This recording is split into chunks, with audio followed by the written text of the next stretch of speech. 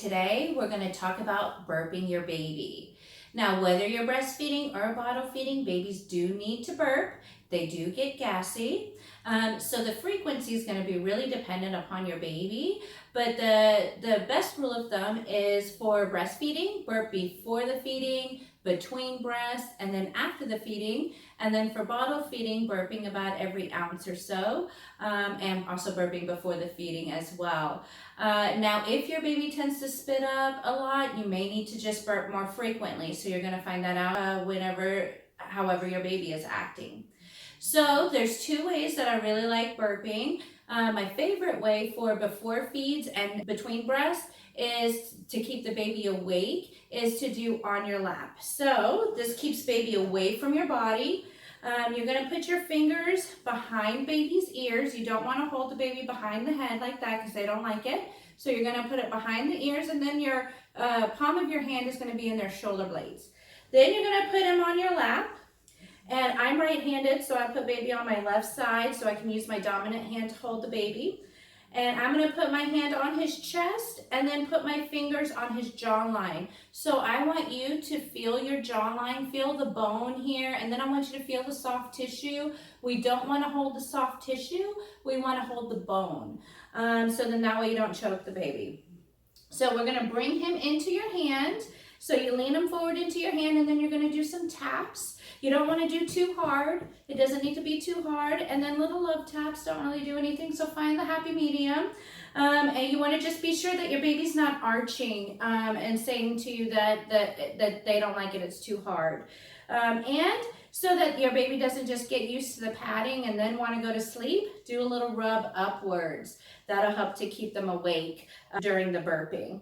Also, I like to do a little sit-up where I put the baby back in my hand, kind of stretches out their tummy, moves the gas, and then bring them back forward and do that tapping again.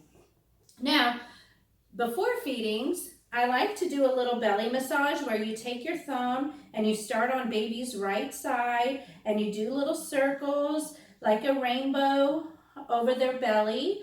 And then you do that about 2 to 3 times, and that helps to move the gas as well. And then be sure to come over and give a little tapping, a little burping again, since you moved that gas bubble.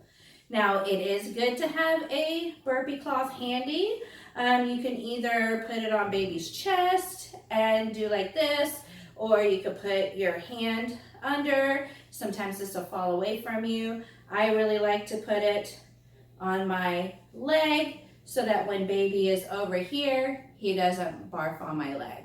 So that's where I like to put it. You'll find your own way. After feedings, I like to put baby on my chest, so then that way baby can snuggle and then he can go to sleep after the feeding.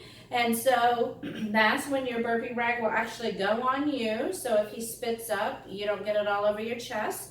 And then notice how I am supporting baby's tushy and their head and neck, and then I'm going to bring baby into my chest, and then I like to turn his head to the side so that I can see his face, and then I continue to support his tush and give him little pats on the back.